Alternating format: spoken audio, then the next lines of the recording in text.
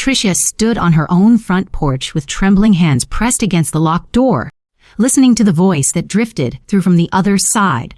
The voice belonged to Veronica, her daughter-in-law, and the words cut through the humid Atlanta afternoon like shards of glass. "This is my house now," the voice said, cool and dismissive, as if Patricia were nothing more than an unwanted stranger. Patricia felt her breath catch in her throat, felt the weight of 35 years of memories pressing down on her shoulders. This was the house where she had raised Marcus, where she had nursed her husband through his final days, where every corner held echoes of laughter and love and loss. Now she stood locked out, her key useless in a lock that had been changed without her knowledge. The jasmine vines her husband had planted decades ago climbed the columns beside her, their sweet scent mingling with a bitter taste of betrayal. Please support us by liking the video and subscribing to the channel. Patricia Monroe was 68 years old, a woman whose life had been defined by service and sacrifice. For 40 years she had worked as a nurse, tending to the sick and dying with gentle hands, and an unshakable calm that patients found comforting even in their darkest hours. She had retired 3 years ago, her body finally demanding rest after decades of 12-hour shifts and overnight calls. Her husband James had left her this house when he passed 10 years ago, a beautiful 3-story colonial in the upscale Cascade Heights neighborhood, where tree-lined streets whispered with old money and older secrets. The house was worth $1.2 million now, though Patricia had never thought of it in those terms. To her it was simply home, the place where she had built a life, where she had watched her son grow from a gap-toothed boy into a man. She was a widow who wore her grief quietly, a mother who loved fiercely, and a woman who had always believed that family came before everything else. Her pension provided enough for her modest needs, and she had lived simply, saving what she could, never imagining that generosity could be mistaken for weakness. She kept a small garden in the backyard where tomatoes grew fat and red in the summer sun, and on Sunday mornings she still attended Bethel AME Church, where she had been a member for 30 years. Her life was peaceful, predictable, rooted in routine and faith. She had thought she would grow old in this house, surrounded by the people she loved most. Veronica Clark Monroe was 35 years old, a vision of polished perfection with honey blonde hair that fell in carefully styled waves and a wardrobe that spoke of expensive taste and careful cultivation. She had married Marcus 5 years ago in a lavish ceremony that Patricia had helped pay for, contributing $15,000 from her savings because she wanted her only son to have the wedding of his dreams.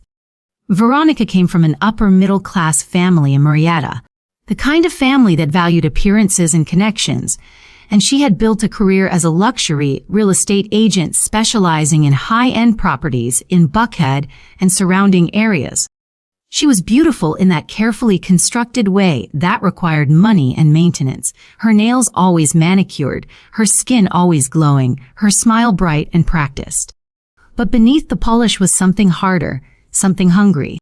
Veronica had ambitions that stretched far beyond her current circumstances, dreams of wealth and status that required stepping stones she was willing to climb over anyone to reach.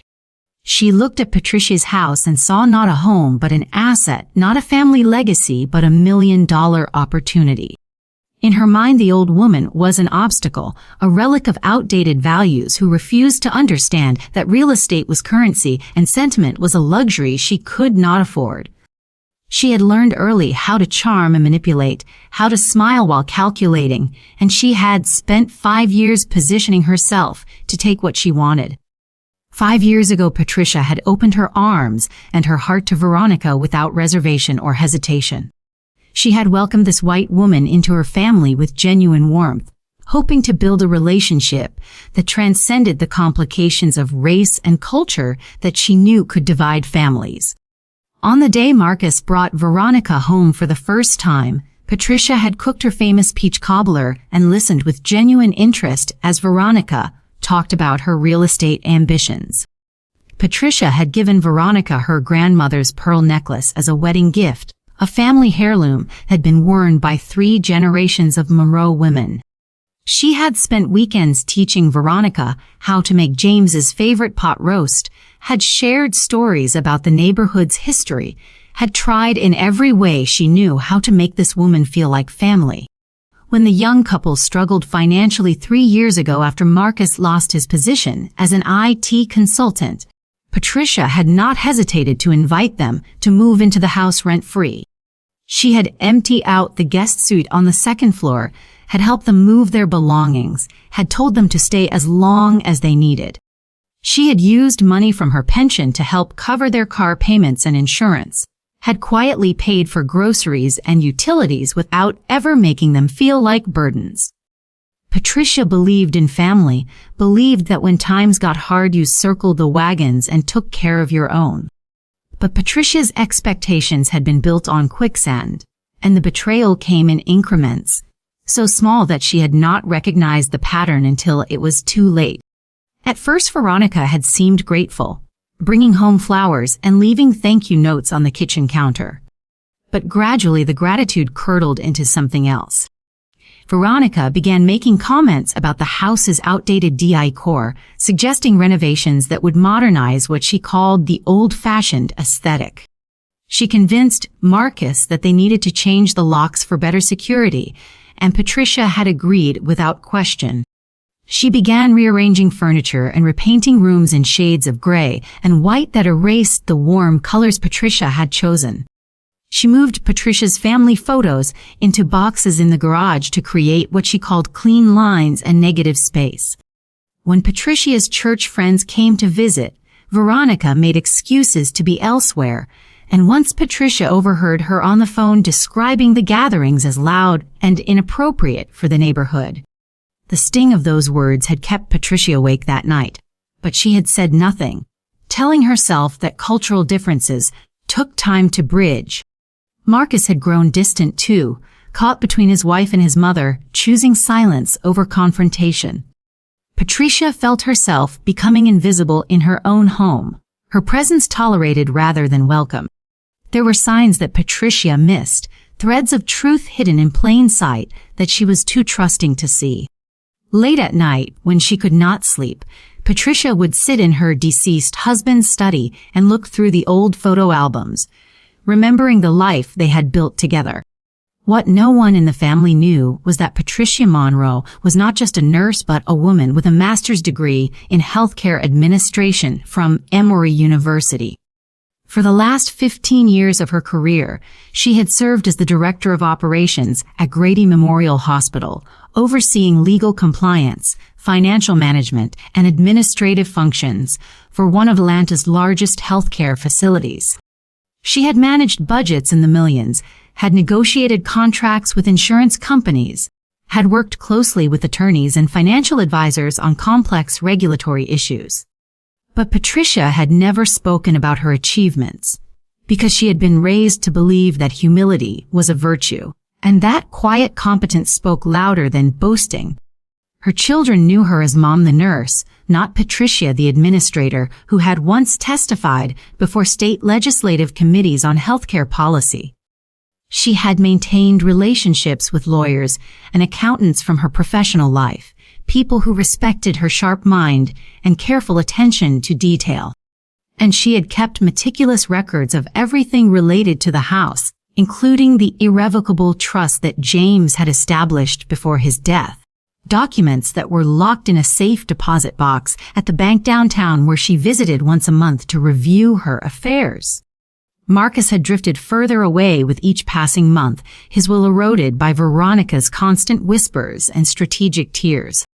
Patricia watched her son transform from the confident young man she had raised into someone who could barely meet her eyes, who apologized in mumbles when Veronica made cutting remarks, who spent more and more time at his new job to avoid the tension that had settled over the house like fog.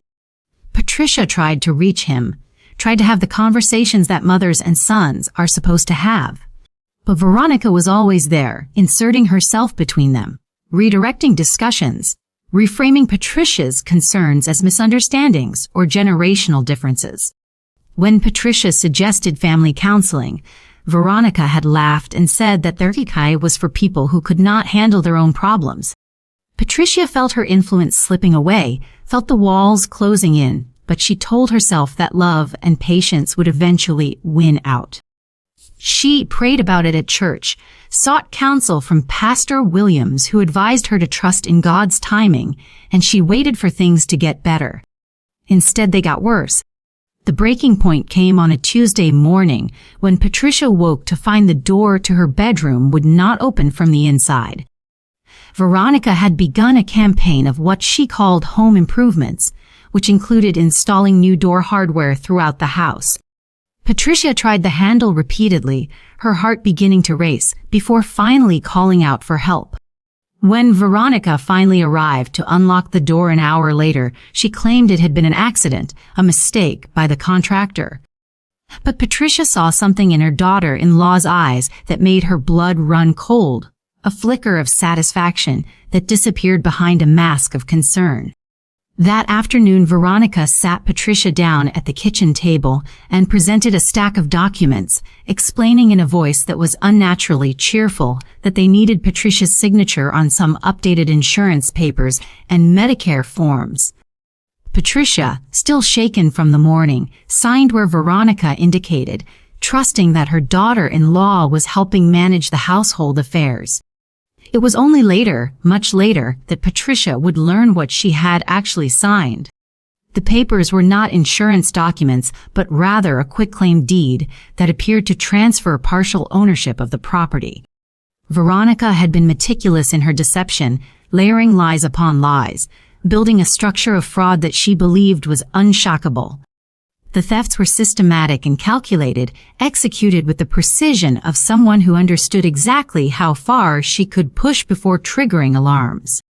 Veronica had used Patricia's personal information to open credit cards in her name, running up charges for luxury handbags and spa treatments that Patricia knew nothing about. She had convinced Patricia to add her name to the household utility accounts, then used those accounts as proof of residency to access Patricia's banking information. Patricia's pension deposits began arriving late or not at all, and when she called the bank, she was told there had been requests to redirect the funds to a different account. Veronica always had explanations that sounded plausible in the moment: technical glitches, security updates, routine verification processes. Patricia wanted to believe her because the alternative was too painful to contemplate. But the evidence was mounting, the inconsistencies piling up like debris after a storm. Patricia's credit score dropped mysteriously. Bills arrived for services she had never authorized. Her mail started disappearing, and when she asked about it, Veronica said she had arranged for paperless billing to help Patricia stay organized. Patricia's isolation grew more complete with each passing week, a cage built for manipulation and quiet cruelty. Her friends from church called less often because Veronica had begun screening calls, telling them Patricia was resting or unavailable. When Patricia's younger daughter Brittany called from Chicago, Veronica would hover nearby, listening to every word, making Patricia self-conscious and careful about what she said. Patricia felt herself shrinking, becoming smaller and quieter, doubting her own perceptions. Was she being paranoid? Was this really what aging felt like, this sense of losing control over your own life? She confided in Pastor Williams during one of their counseling sessions, speaking carefully around the edges of her fears without naming them directly. He had encouraged her to address the issues head-on, to have honest conversations with Marcus, but every time she tried, Veronica was there to reframe the narrative. Patricia was old-fashioned. Patricia was having trouble adjusting. Patricia was confused. The racial dynamics were subtle but present, woven through every interaction like a thread of poison. Veronica never said anything explicitly racist, but there were comments about Patricia's taste, in music being too loud, about her cooking smells being too strong, about her church friends being too animated. It was death by 1,000 small cuts, each one too minor to call out directly, but collectively devastating. Veronica's confidence grew into arrogance as she convinced herself that she had won, that the house was hers and nothing could stop her. She began hosting showings for potential buyers, walking them through the house while Patricia sat in her room upstairs, humiliated and helpless. She brought her real estate colleagues over for cocktails, laughing too loudly and speaking about square footage and market comparables as if Patricia did not exist.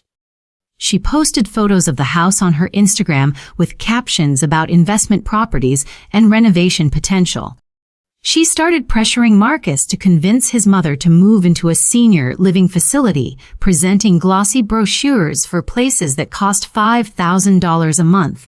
When Marcus hesitated, Veronica would cry and talk about their future, about the baby she wanted to have, about how they could never start their real life with his mother in the way.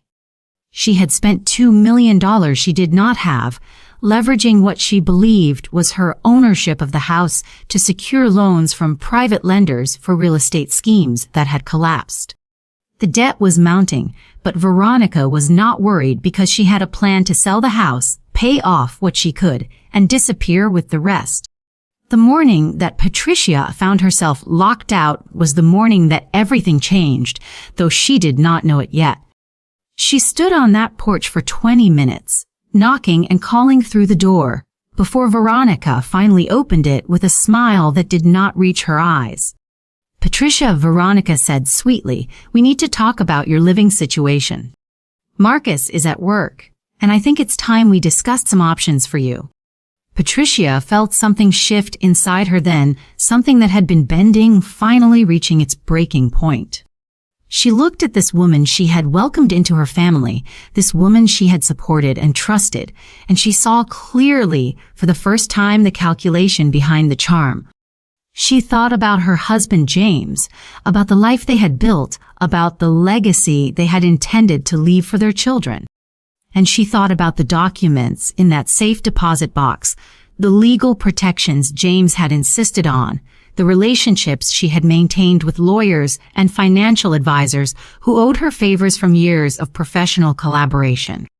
Patricia had been playing the role of the helpless old woman because that was what everyone expected, but she was so much more than that. She straightened her spine, lifted her chin, and said in a voice that was calm and cold as river stones, "I think you're right, Veronica. It's time we had a conversation. But not here in town. At my lawyer's office. Tomorrow at 10, Marcus will be there too. And so will the truth."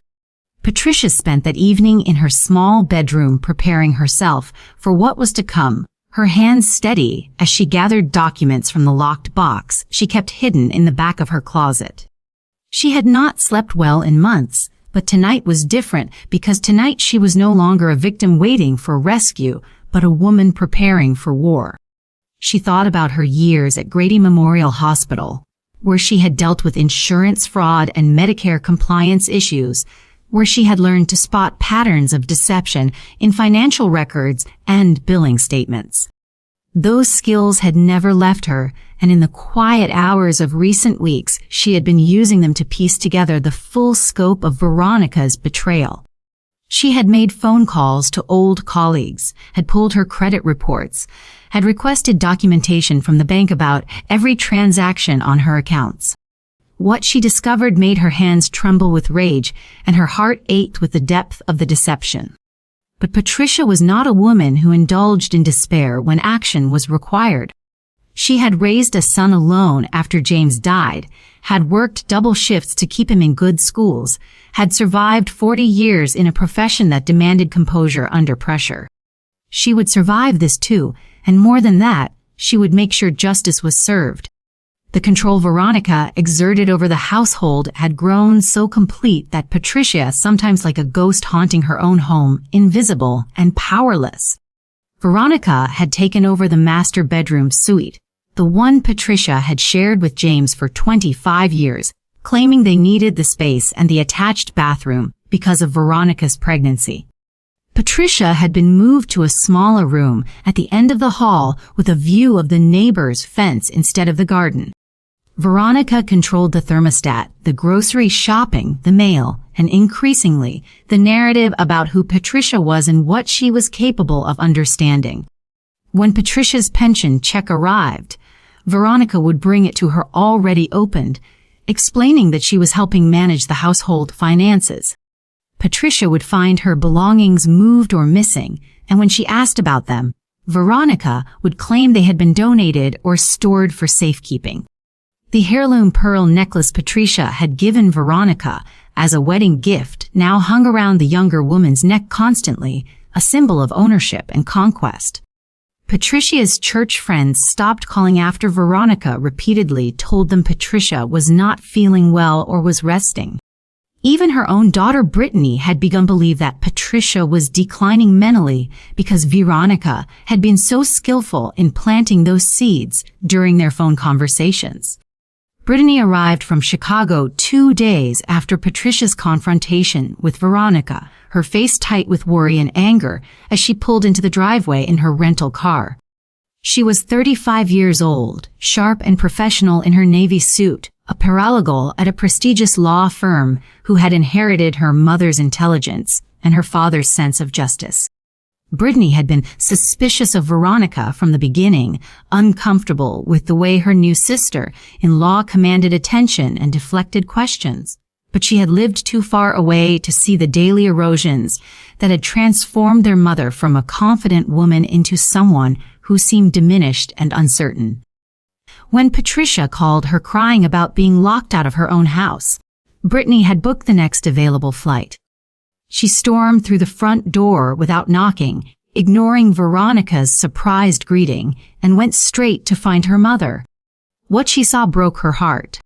Patricia was living in the basement in a small room with bare walls and a single window near the ceiling, her possessions packed into boxes stacked in the corners. The woman who had raised her with such grace and strength looked smaller somehow, her shoulders curved with the weight of months of psychological warfare.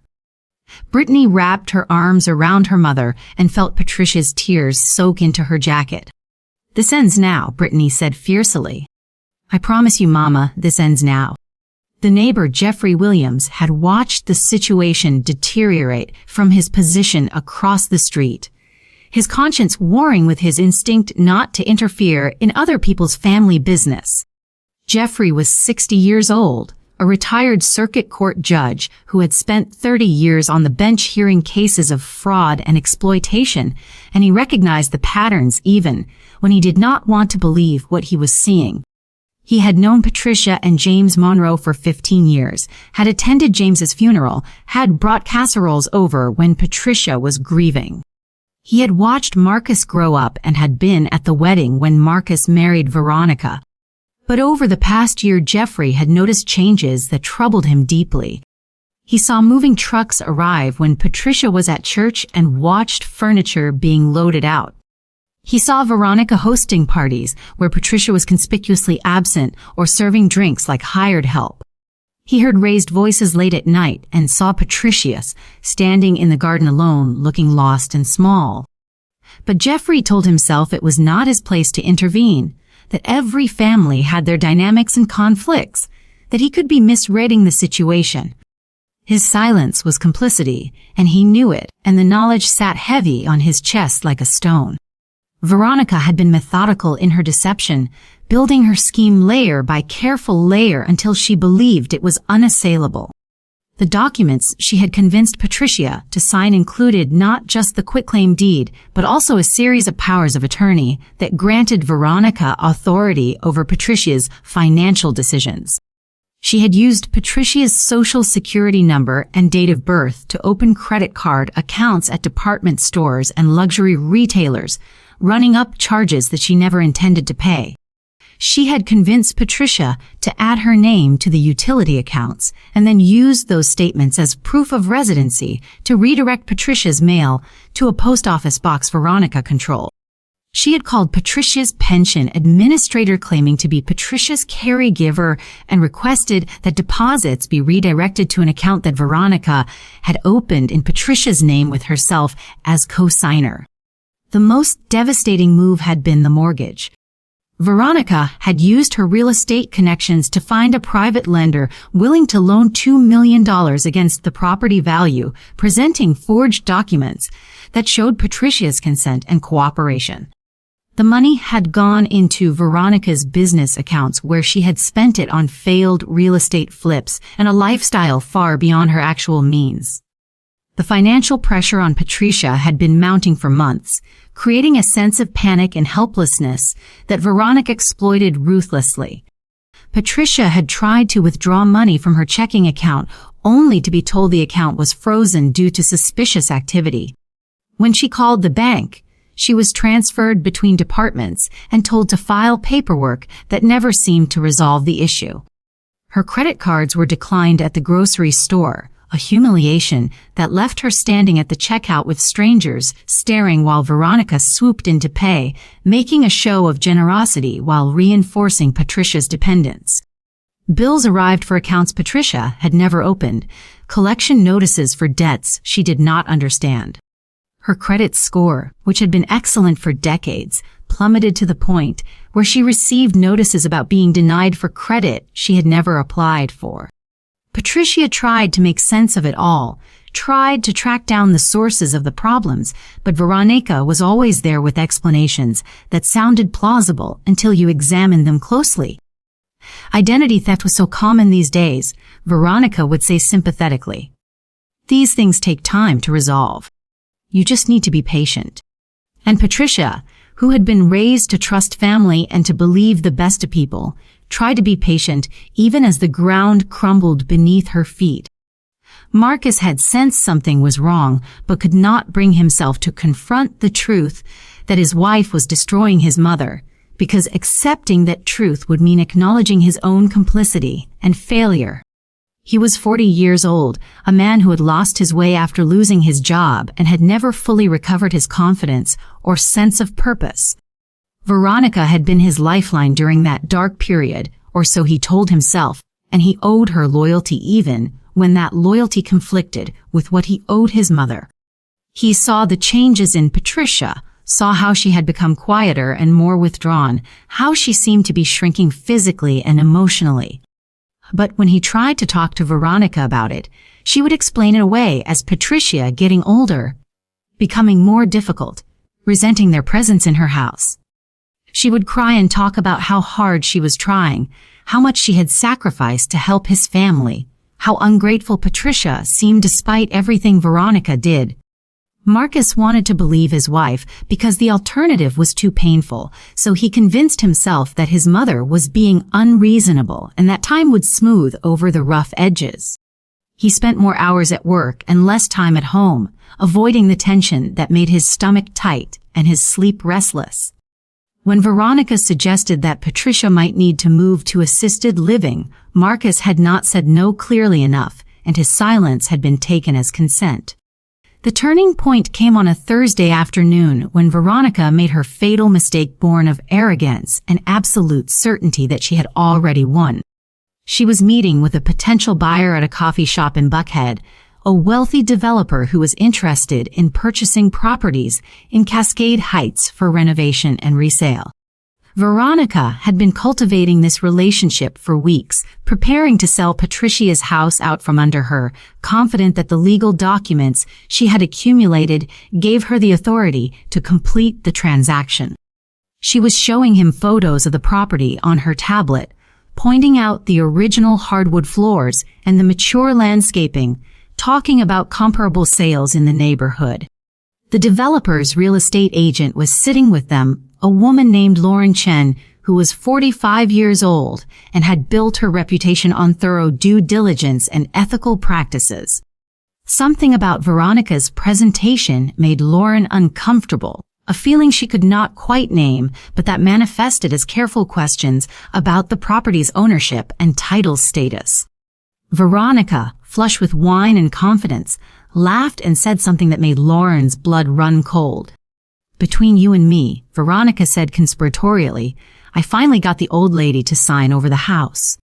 She had no idea what she was signing. Lauren kept her face neutral, but her mind was racing.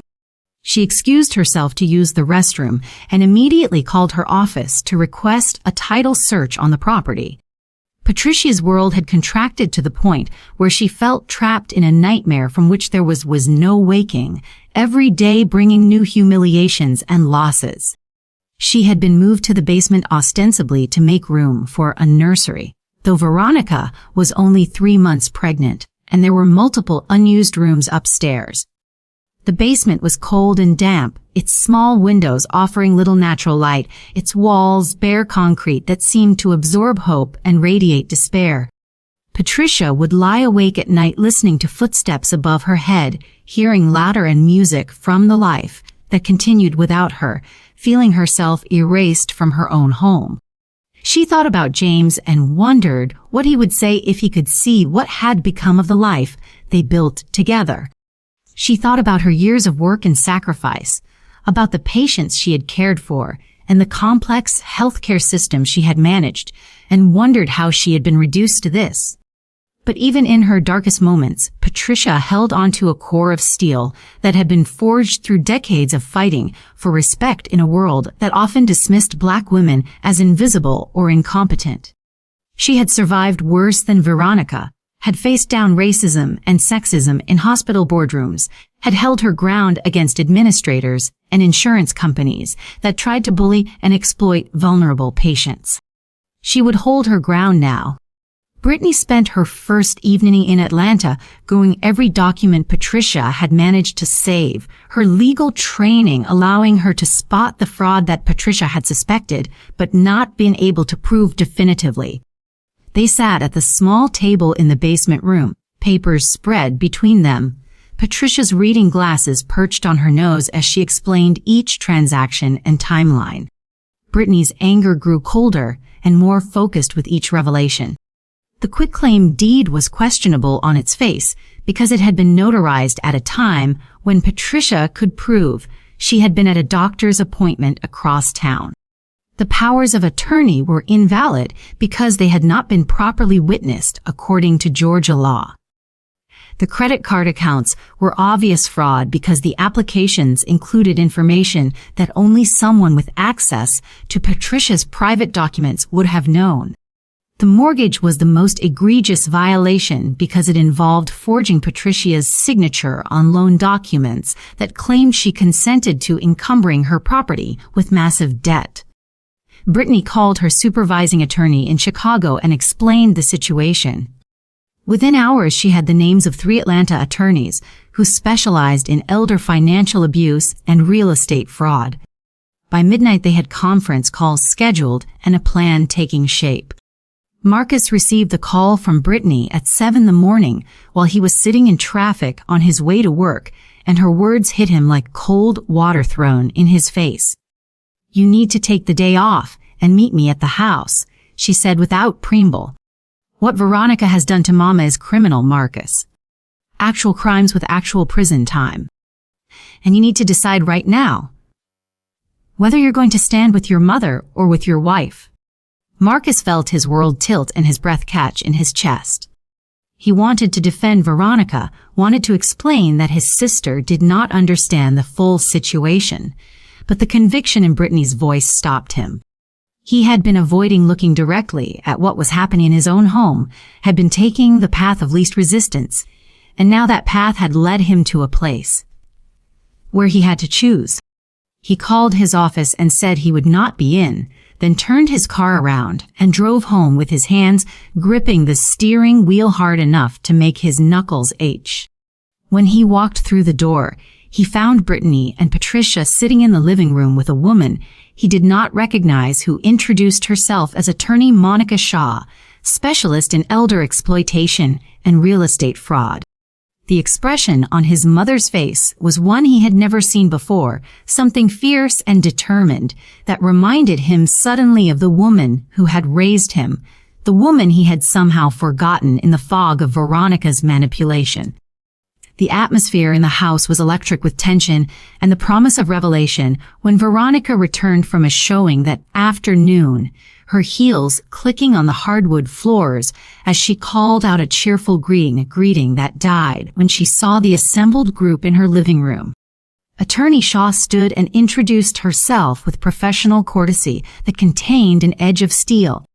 "Miss Monroe, we need to discuss some discrepancies regarding property ownership and financial transactions related to this residence." Veronica's face went through a rapid series of expressions as she calculated her options and settled on defensive outrage. "I don't know what Patricia has been telling you," she said with a brittle laugh, "but she's been very confused lately.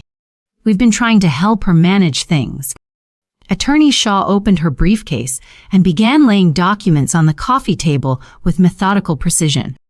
"These are fraudulent credit applications bearing Patricia Monroe's forged signature.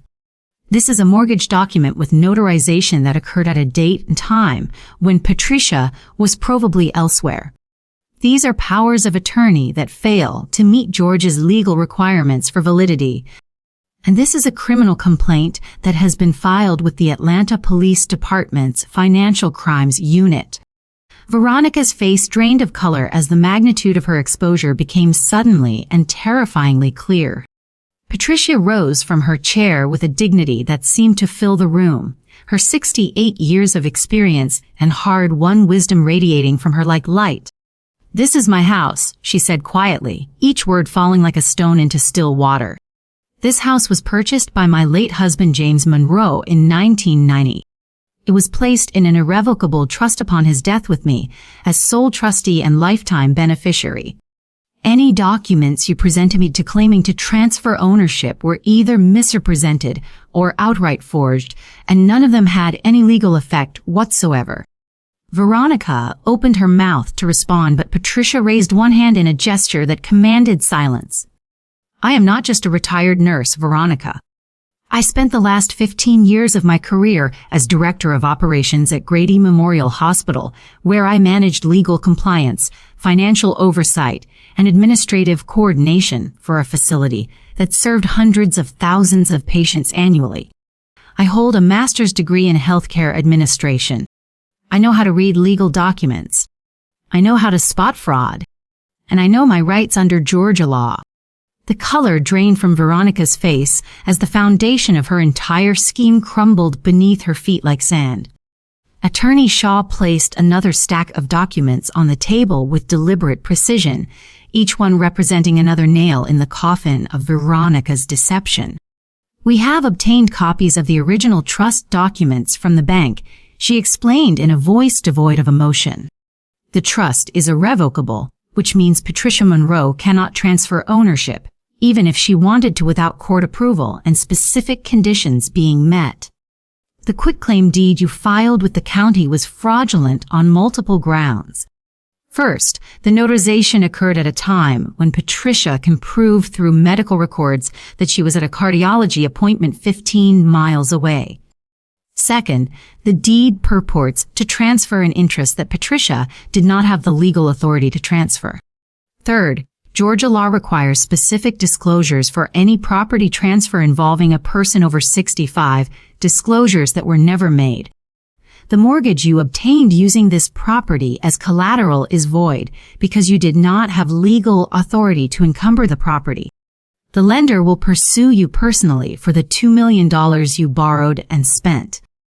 Veronica's hands began to shake as she realized the magnitude of what she was facing.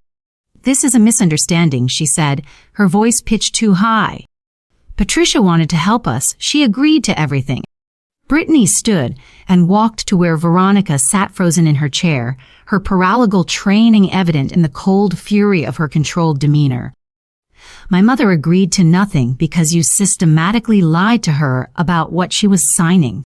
You exploited her trust and her generosity. You isolated her from family and friends. You moved her into a basement like she was trash you wanted to hide. And you did all of this while pregnant with her grandchild, which makes it even more grotesque." Brittany placed a folder in front of Veronica and opened it to reveal photographs of Patricia's living conditions in the basement, the bare walls and cold concrete, the single small window. "We documented everything. We have timestamps and metadata. We also have testimony from neighbors who witnessed your treatment of my mother. And we have records of every fraudulent transaction you made in her name." Marcus sat with his head in his hands, his shoulders shaking, the weight of his complicity and failure crushing him. "Mama," he said without looking up, "I am so sorry. I should have protected you. I should have seen what was happening." Patricia moved to sit beside her son and placed one hand on his shoulder, her touch gentle despite everything. You were manipulated too, baby. But now you need to make a choice about what kind of man you want to be. Lauren Chen arrived at the house within the hour after Attorney Shaw called her, bringing with her a file of research she had compiled after the coffee shop meeting that had raised her suspicions.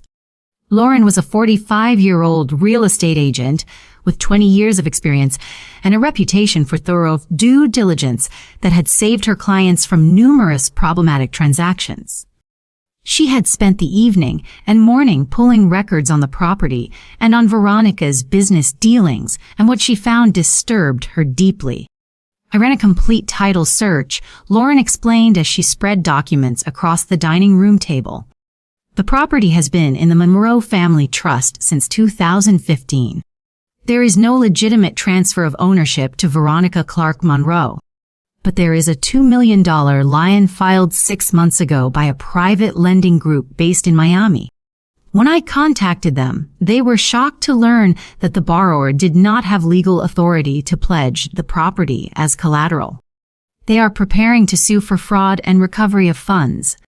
Lauren turned to look at Veronica with an expression of professional disgust. I also discovered that this is not your first ethical violation. You were involved in a transaction 3 years ago where you failed to disclose material defects to buyers. The Georgia Real Estate Commission gave you a written warning and probation. This conduct will result in license revocation.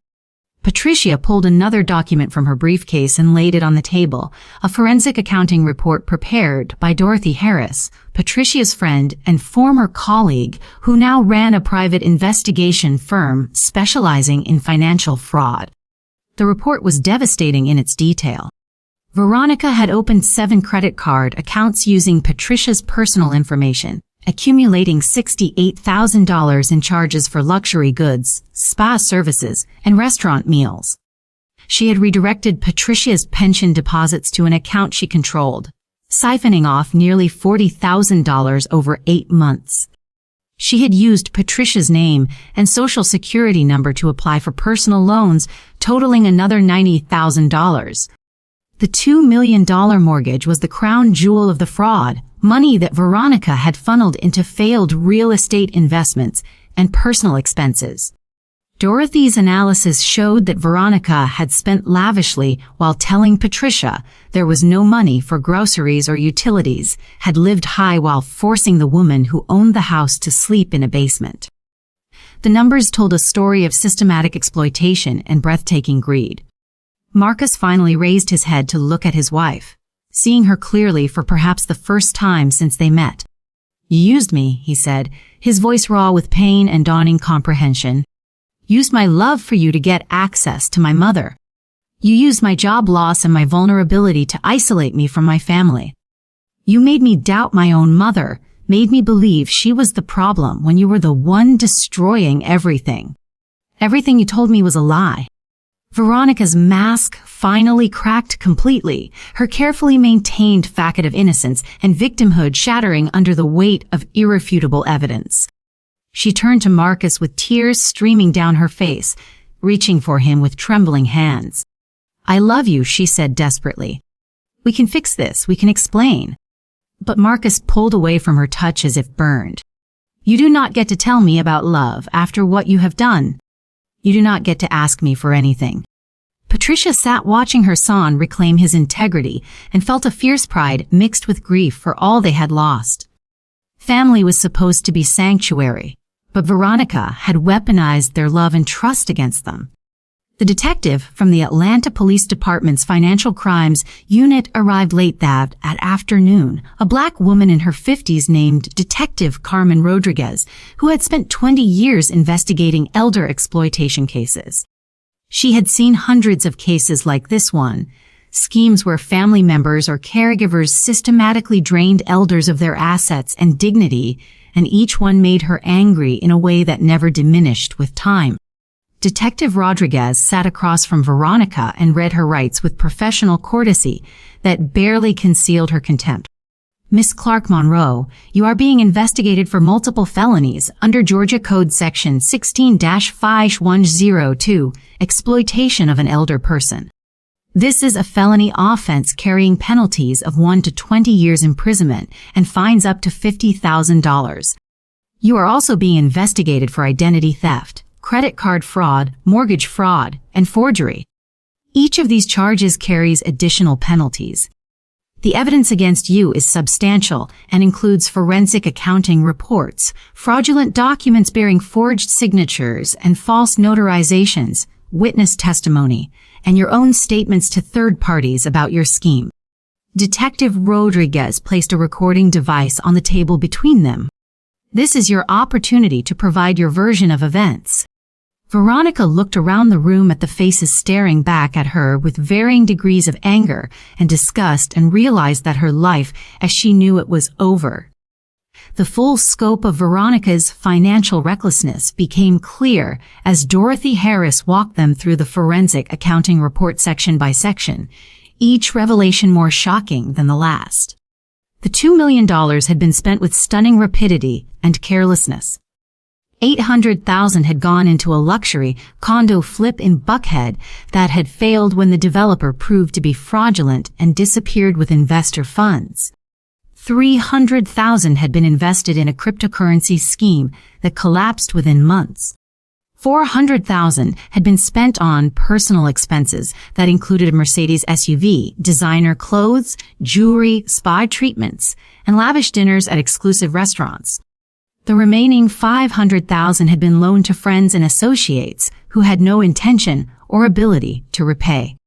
Veronica had lived like someone with unlimited wealth while Patricia counted pennies and ate modest meals, had thrown money around like confetti while forcing her mother-in-law to ask permission to buy groceries. The cruelty of it was staggering. Dorothy looked at Veronica with clinical interest, studying her like a specimen under glass. You have no assets sufficient to repay these debts. Your income as a real estate agent, even before your license is revoked, would take you 50 years to repay what you owe. You are facing bankruptcy in addition to criminal prosecution. The private lenders will pursue civil judgments. The credit card companies will sue. You will spend years, possibly decades, dealing with the legal and financial consequences of these choices. Patricia stood and walked to the window overlooking the garden where her roses bloomed in shades of red and yellow and pink, the garden James had planted for her 30 years ago when they first moved into this house full of hope and dreams. She thought about the life they had built, about the sacrifices they had made to give their children opportunities and security. She thought about the patients she had cared for during her nursing years, the family she had counseled through loss and grief. She thought about her role as hospital administrator, the policy she had implemented to protect vulnerable patients from exploitation and abuse. And she thought about what justice should look like in this moment, what response would honor her values and her faith while also protecting others from suffering what she had endured. When she turned back to face the room, her decision was clear in her eyes. Veronica, you have committed serious crimes against me and against your family. The law allows me to pursue maximum criminal penalties that would send you to prison for years. But I am not interested in revenge. I am interested in restoration and accountability and making sure you never do this to anyone else. Patricia's voice was steady and firm, carrying the authority of someone who had made peace with a difficult choice. Here is what will happen. You will cooperate fully with the criminal investigation and plead guilty to elder exploitation charges. In exchange for my recommendation of a suspended sentence, you will complete 2,000 hours of community service working in senior centers and assisted living facilities serving the elderly you attempted to exploit. You will attend court-mandated financial counseling and education programs to understand the impact of fraud and learn basic money management you clearly lack. You will participate in racial sensitivity and cultural competency training because your treatment of me was not just criminal but also reflected prejudices and biases that you need to address. You will make monthly restitution payments to repay every dollar you stole, garnished from any wages you earn for as long as it takes. You will sell your luxury car and possessions to generate immediate funds toward the debt. You will never set foot in this house again without my explicit written permission. And you will publicly acknowledge what you did and apologize to me, to your husband, to this family, and to the community you have damaged. Detective Rodriguez looked at Attorney Shaw, who nodded her approval. The district attorney will need to sign off on this agreement, but given the overwhelming evidence and the victim's wishes, I believe they will accept these terms. Veronica sat in stunned silence, the reality of her situation finally penetrating her consciousness. Marcus made his decision in that moment, standing in the living room of his childhood home, surrounded by the wreckage of his marriage and his failures. I want a separation, he said to Veronica without looking at her directly. I need time and space to figure out who I am without your influence. I will support our child financially and emotionally, but I cannot and will not stay married to someone who could do what you have done. I am moving back in with my mother if she will have me, and I will spend whatever time I have left making amends for my blindness and my cowardice. He turned to Patricia with tears streaming down his face and dropped to his knees in front of her, something he had not done since he was a small boy seeking comfort after nightmares. Mama, I do not deserve your forgiveness, but I am begging for it anyway. I failed you in every way a son can fail his mother. I chose a woman who was destroying you over the woman who gave me life and sacrificed everything for me. I let racism and manipulation cloud my judgment. I stood by while you suffered. I have to live with that for the rest of my life. Patricia cupped her son's face in her hands and looked into eyes that were so like his father's, filled with pain and shame and desperate hope. Baby, you were a victim too. She targeted you because she knew you loved me and she could use that love as a weapon. Forgiveness is already yours. Now you have to do the hard work of forgiving yourself and becoming the man I know you can be. The news spread through the Cascade Heights neighborhood within days, carried by gossip and shock, and the kind of schadenfreude that attends the fall of someone who had been arrogant and dismissive. Jeffrey Williams came across the street the morning after the confrontation, his face drawn with guilt and regret. Patricia, I owe you an apology, he said, standing on her front porch where she had stood locked out just days before. I saw what was happening. I saw how she treated you and I said nothing, because I told myself it was not my business. I am a retired judge. I spent 30 years on the bench hearing cases about exploitation and abuse. I knew the warning signs and I ignored them because intervening was uncomfortable. My silence made me complicit in your suffering. I am ashamed. Patricia invited him in for coffee, a gesture of grace that made Jeffrey's eyes fill with tears. We all make choices we regret, she said gently. What matters is what we do moving forward. You can help me now by being a witness if this goes to trial and by speaking up when you see elder abuse happening to someone else. Your voice carries weight in this community.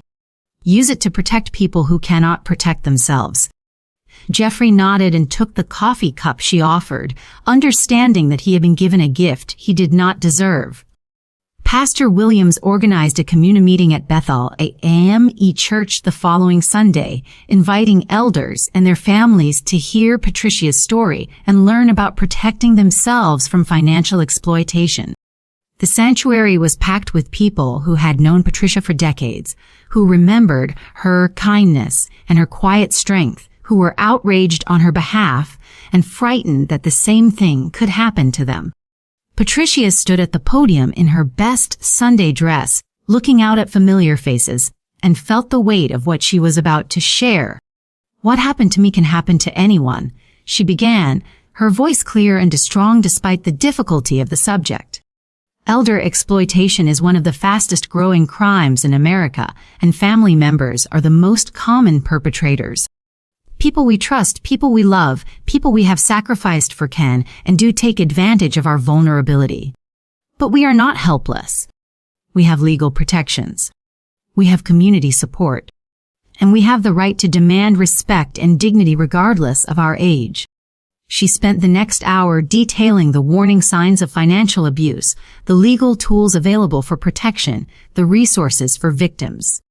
She spoke about the importance of maintaining social connections, of not allowing anyone to isolate you from friends and family. She spoke about trust documents and power of attorney safeguards. And she spoke about the racial dynamics that had added another layer to her exploitation, the ways that Black elders were often dismissed and underestimated, making them vulnerable to predators who thought no one would believe them or care. The audience listened with rapt attention, many taking notes, some crying quietly, all determined to protect themselves and their loved ones. The Georgia Real Estate Commission moved swiftly once Lauren Chen filed her formal complaint supplemented by evidence from the criminal investigation. Veronica received notice that her license was under review and that she was required to appear before the disciplinary board to answer charges of fraud, misrepresentation, breach of fiduciary duty, and conduct unbecoming a licensed professional. The hearing was scheduled for 6 weeks out, but the outcome was never in doubt. Real estate agents who engaged in criminal fraud involving property transactions could not maintain their licenses. Veronica's career was over before it had really begun, her dreams of wealth and status reduced to ashes by her own greed and cruelty. The community response was overwhelming in its support and its fury. Patricia received dozens of calls and visits from people she had not spoken to in years, all wanting to express their outrage at what had been done to her and their relief that she had prevailed. The story made local news, picked up by reporters interested in elder exploitation and in the dynamics of a Black woman reclaiming power from a white daughter-in-law who had exploited racial assumptions and stereotypes. Patricia gave one interview to a local television station, where she spoke with characteristic grace about the need for better protections for elders and stronger penalties for family members who abused their positions of trust. The interviewer asked how she had maintained her composure and her faith through such a traumatic experience. Patricia smiled and said something that resonated with viewers across the city. "I never lost myself even when I felt most lost. I knew who I was and what I had accomplished and what I was capable of doing." Veronica saw an old Black woman who could be manipulated and dismissed. She never saw the hospital administrator, the master's degree holder, the woman with professional relationships and legal knowledge and the backbone to fight back. That was her fatal mistake. Black women, especially Black elders, are constantly underestimated. We are treated as if we are invisible or incompetent. But we are neither. We are strong and smart and capable. And when we are wronged, we know how to seek justice. The plea agreement was signed 6 weeks later in a courtroom that felt too small for the weight of what was happening, witnessed by Patricia and Marcus and Brittany and Detective Rodriguez and a prosecutor who had seen too many elder abuse cases go unpunished. Veronica stood before the judge with her attorney beside her, 8 months pregnant now, her face pale and stripped of makeup, wearing a simple navy dress instead of the designer clothes that had once defined her. She pleaded guilty to 3 counts of elder exploitation, 2 counts of identity theft, and 1 count of mortgage fraud. The judge, a Black woman in her 60s named Honorable Diane Matthews, looked at Veronica with an expression that combined professional detachment with personal disgust. "Miss Clark Monroe," the judge said, "you systematically exploited a woman who opened her home and her heart to you. You weaponized family relationships and racial stereotypes to steal from someone who had shown you nothing but kindness. The law allows me to sentence you to 20 years in prison. However, Mrs. Patricia Monroe has requested a suspended sentence contingent on your completion of specific conditions that emphasize restoration rather than pure punishment. I am inclined to honor her wishes because she has earned that right through her grace and wisdom. But make no mistake, if you fail to comply with any aspect of this agreement, you will serve the full sentence." The terms of Veronica's probation were stringent and designed to ensure both accountability and genuine transformation that went beyond simple punishment.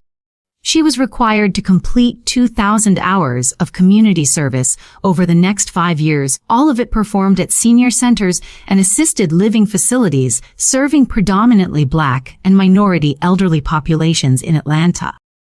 The community service coordinator assigned to her case was a stern woman named Denise Thompson, who had spent 30 years working in elder care and had no patience for people who exploited vulnerable populations. Veronica would work under Denise's direct supervision, performing tasks that ranged from serving meals and cleaning facilities to organizing activities and providing companionship to isolated seniors. She would hear their stories, learn their histories, understand the dignity and worth of people she had dismissed as obstacles. The work was designed to be humbling and educational, forcing Veronica to confront the humanity of the demographic she had victimized. Additionally, she was required to attend weekly financial counseling sessions where she would learn basic money management, budgeting, and the long-term consequences of fraud and theft. Her wages from whatever employment she could find would be garnished at 30% until she had repaid every dollar stolen, a debt that would take decades to satisfy.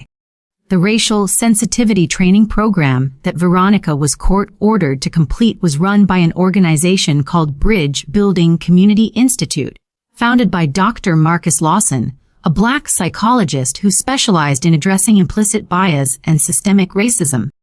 The program consisted of 16 weekly sessions that combined education, self-reflection, group discussion, and practical application.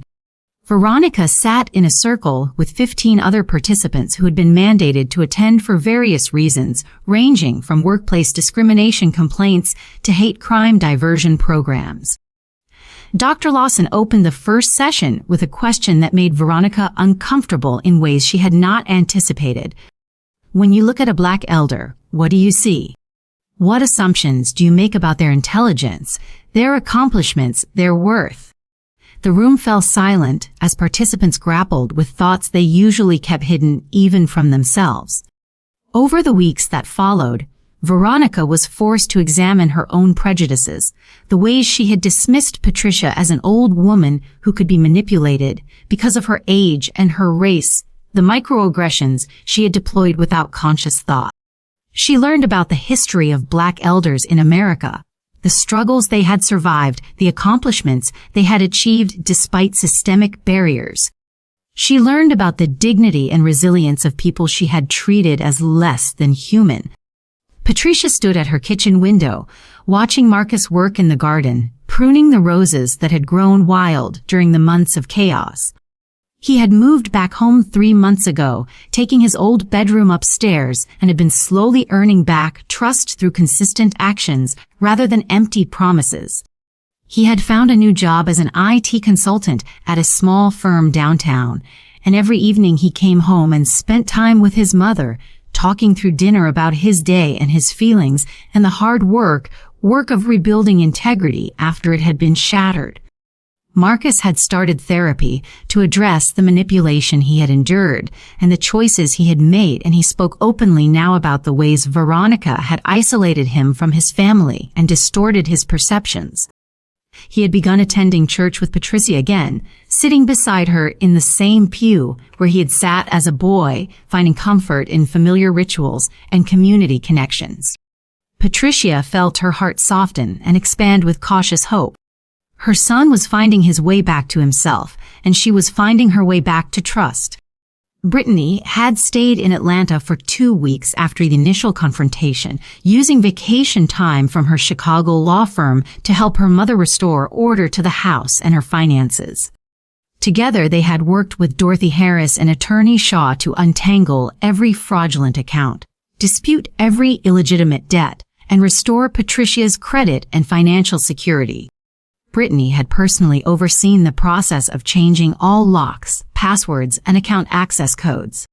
She had helped Patricia set up a new safe deposit box at a different bank and had made copies of all important documents that were stored both physically and digitally with encrypted security.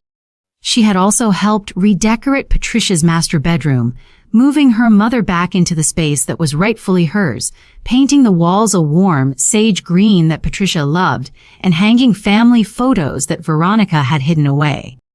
Before returning to Chicago, Brittany had sat her mother down for a serious conversation about protection and prevention. "Mama," she had said, "I need you to promise me that you will never again sign anything without having me or Attorney Shaw review it first. I need you to stay connected to your friends and your church community. I need you to call me every week, not just when something is wrong, but just to talk. And I need you to know that what happened was not your fault. You did nothing wrong by being generous and trusting. Veronica is the one who bears all the blame." The house slowly returned to feeling like a home rather than a battleground as Patricia reclaimed each space and filled it again with life and warmth. She repainted the rooms that Veronica had changed, restoring the warm colors that James had loved. She brought her furniture back from the garage where it had been stored and arranged it in configurations that felt familiar and comforting. She invited her church friends over for Sunday dinners and filled the dining room with laughter and conversation and the aromas of her famous pot roast and peach cobbler. She planted new roses in the garden, varieties in shades of coral and burgundy that James had always wanted to try.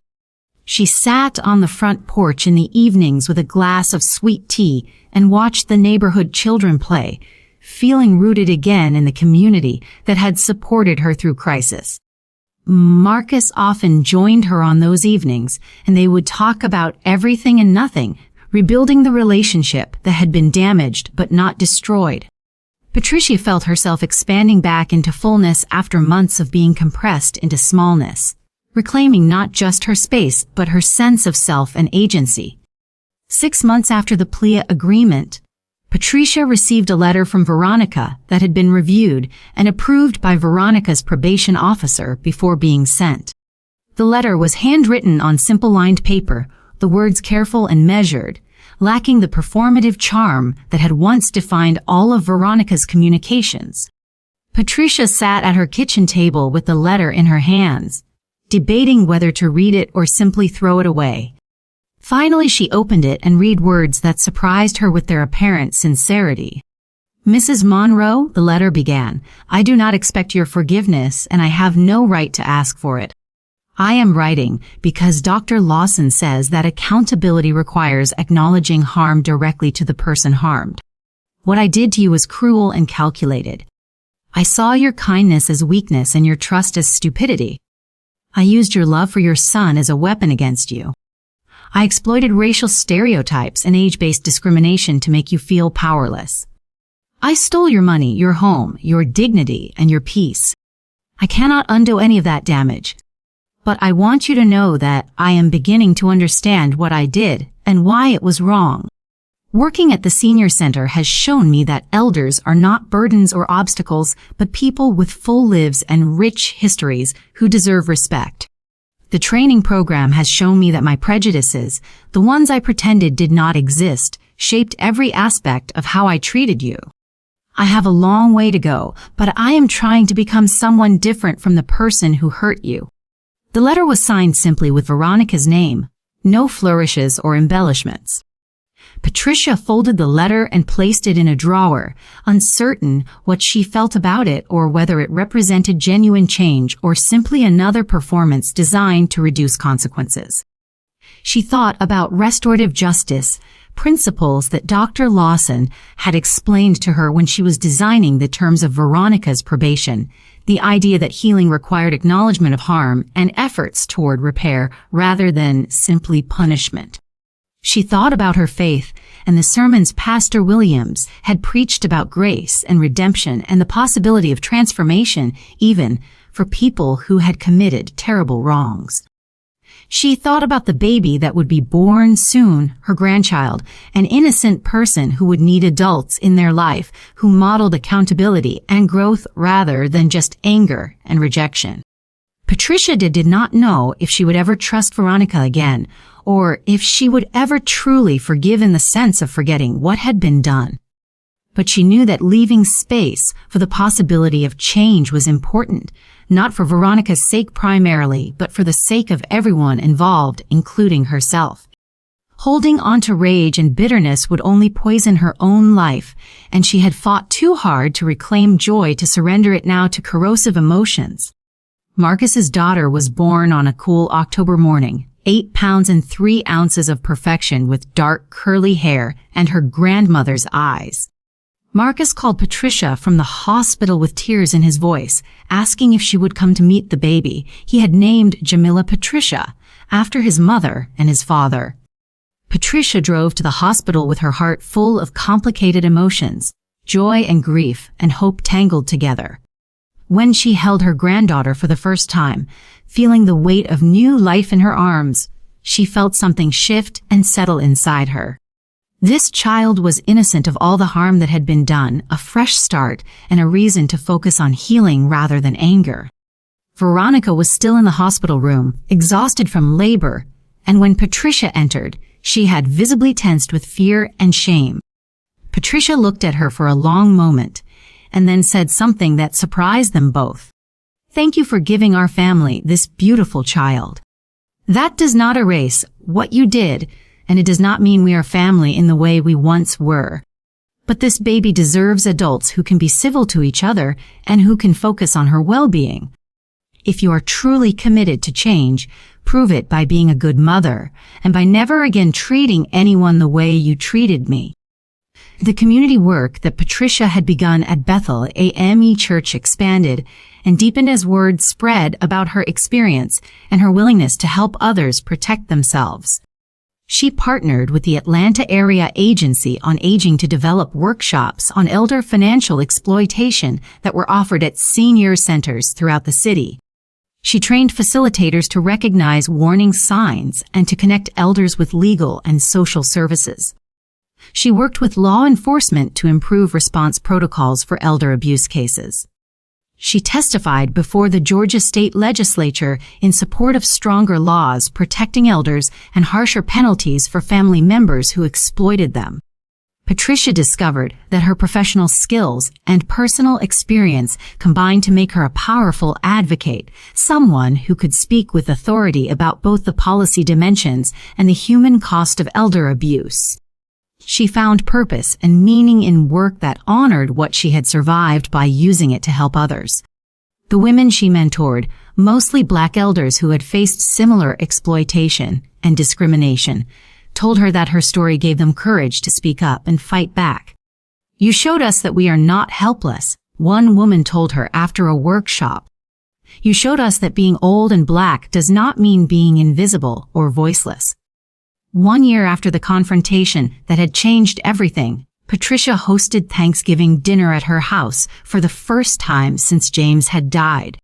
The dining room table was extended to its full length and covered with a lace tablecloth that had belonged to her mother. Marcus and Brittany were there, and Brittany's new boyfriend whom she had brought to meet the family, and Pastor Williams and his wife, and Dorothy Harris, an attorney, Shaw, who had become genuine friends through the crisis. Jeffrey Williams from across the street joined them along with several of Patricia's friends from church and from her hospital administrator days. The house was filled with voices and laughter and the aromas of turkey and dressing and sweet potato pie. Patricia stood at the head of the table and asked everyone to join hands for grace. As she looked around at the faces of people she loved and people who had stood by her, she felt overwhelmed with gratitude for what she had not lost even in the midst of terrible betrayal. She thought about James and wished he could see this moment, this celebration of survival and resilience and community. When she spoke the blessing, her voice was strong and clear. "We give thanks for family, for justice, for second chances and new beginnings. We give thanks for strength in hard times and for people who stand with us when we need them most. We give thanks for this food and this fellowship and for the grace that allows us to move forward even after we have been wounded. Amen."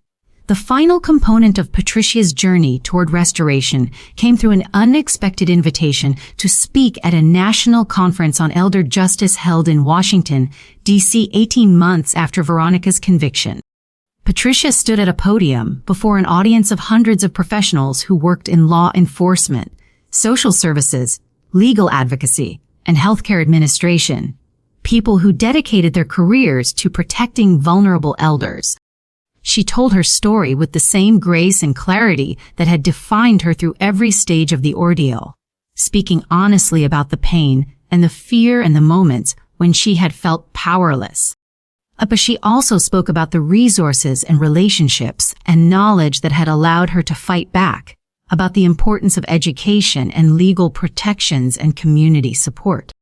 And she spoke about the racial dynamics that had made her vulnerable in ways that white elders might not experience. Black women, especially Black elders, are often stereotyped as strong and resilient to the point where our pain is dismissed and our needs are ignored, she said. But we are also stereotyped as incompetent and unsophisticated, easily manipulated, and not worth listening to when we report abuse. These contradictory stereotypes create a unique vulnerability. We need systems that recognize and address the ways that racism intersects with ageism to increase risk for exploitation. When Patricia finished speaking, the audience rose in a standing ovation that lasted several minutes, and afterward dozens of people approached her to share their own stories and to thank her for giving voice to experiences that too often remained hidden. Patricia returned home from Washington feeling both exhausted and energized, her sense of purpose clarified and strengthened. She thought about the future and about the legacy she wanted to leave for Jamila and for all the elders who would come after her. She decided to write a book about her experience, working with a writer who specialized in social justice narratives to craft a memoir that would serve both as personal testimony and as practical guide for other elders facing exploitation.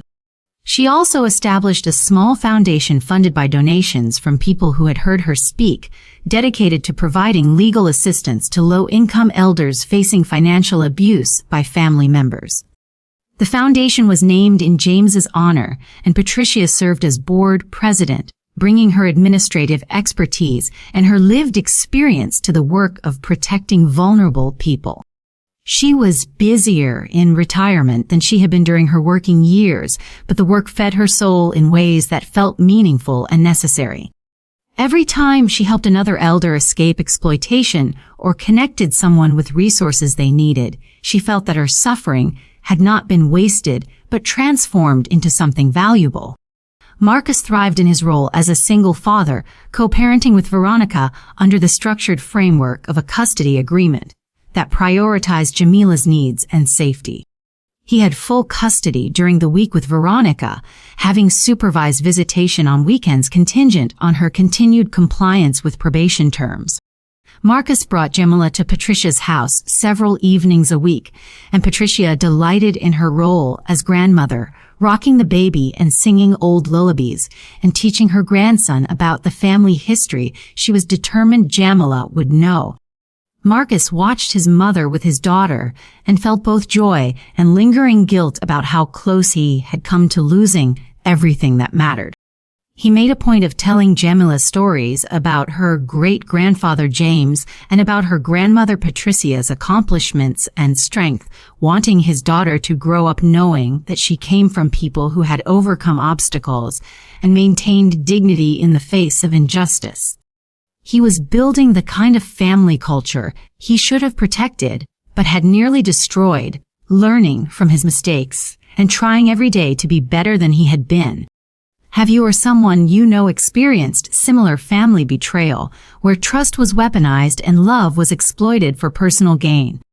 Share your story in the comments, because your voice matters and speaking up can help others feel less alone in their struggles. Elder exploitation thrives in silence and shame, but when we share our experiences and support each other, we break the isolation that predators depend on. If stories of justice and resilience inspire you, if you believe that elders deserve respect and protection and that exploitation should never be tolerated, please subscribe to our channel so you never miss another powerful narrative like Patricia's that shows how courage and knowledge and community support can overcome even the most calculated betrayals. These stories matter because they remind us that being vulnerable does not mean being helpless, and that standing up for justice is possible at any age. Ready for another incredible story of strength triumphing over adversity, of someone who refused to be diminished by those who underestimated them? Click the video on your screen now to continue this journey with us and discover more narratives of people who fought back against injustice and reclaimed their power and their dignity. Each story we share is a testament to resilience and a roadmap for others facing similar battles, proof that speaking truth and demanding accountability can transform victims into survivors and survivors into advocates who change the world. Drop a comment 35 if you believe strength and dignity can never be stolen. 35 years. She built that home with love, and today we honor her courage to reclaim it.